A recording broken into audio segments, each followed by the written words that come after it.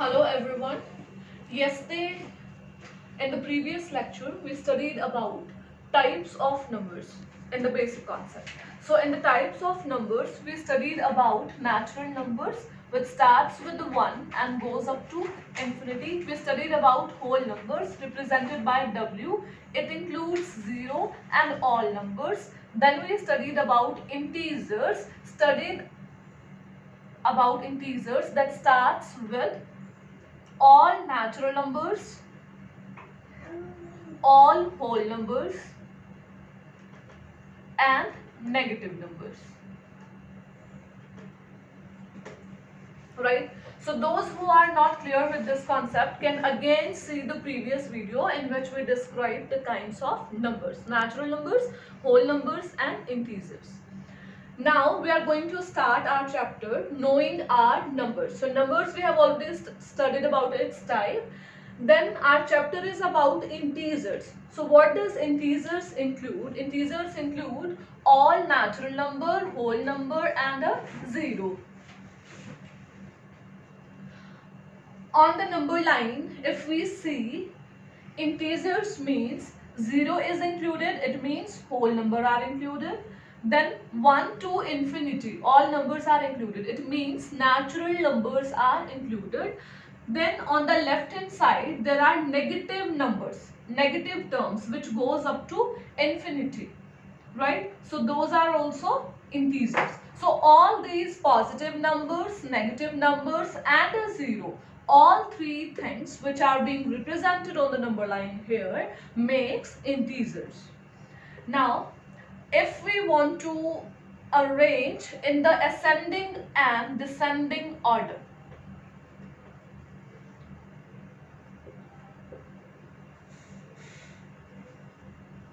Suppose we are given some numbers कि हमें 5 to 10 numbers दिए हैं कोई भी, उसको हमें पहले असेंडिंग ऑर्डर में लगाना है. असेंडिंग मींस पहले सबसे छोटा, फिर उससे बड़ा, फिर उससे बड़ा, और इस तरीके से हम आगे चलते जाएंगे. डिसेंडिंग मींस पहले सबसे बड़ा, फिर उससे छोटा और लास्ट में सबसे छोटा.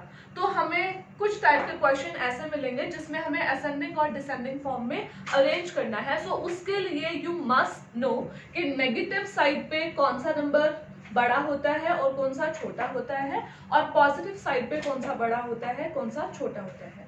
सो when we talk about the positive side, it is very easy to find out कि अगर मैं आपको 4 नंबर देती हूँ, 8, 10, 100, 280, 756. Suppose I write 5 numbers here, so you can easily find out which one is smaller and which one is greater. Okay, I write them in the sequence.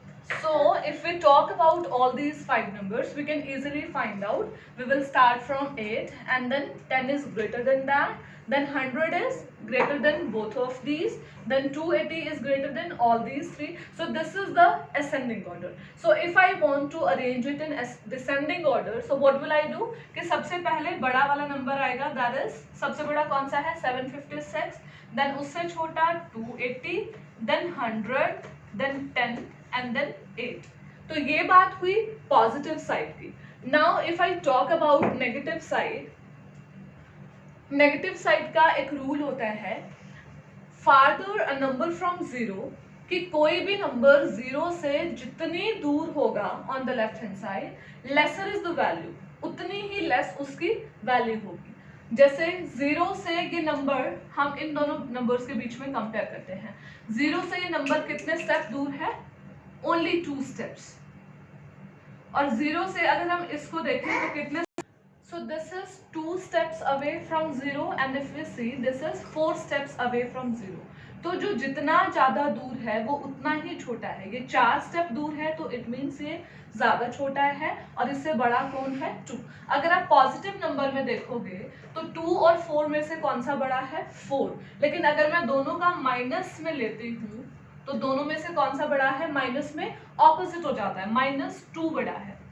इसको एक और तरीके से कैसे समझ सकते हैं, माइनस मीन्स कि आपके ऊपर किसी की उधार है, you have borrowed something from anybody, right. तो -2 मीन्स कि आपने किसी की 2 ही ट्रॉफियां उधार ली हैं. -4 मीन्स कि आपके पास 4 टॉफीज की उधार है, तो जिसके पास कम उधार होगी that is the greater number. So -2 is greater than -4 here.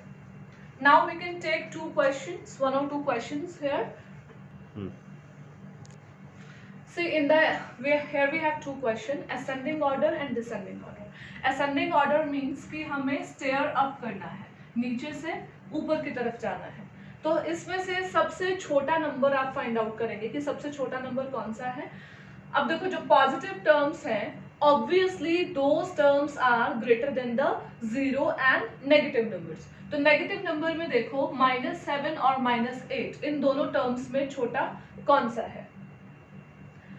-8 जिसपे -7 -8 कि किसी के ऊपर 7 उधार है और किसी के ऊपर 8 उधार है, तो जिसके ऊपर ज्यादा उधार होगी, जिसकी बोरोइंग्स ज्यादा होंगी, तो वो छोटा होगा. तो it means -8 is the smallest number here, then -7, then it comes to 0. Now it takes all positive number 3, 6, 9.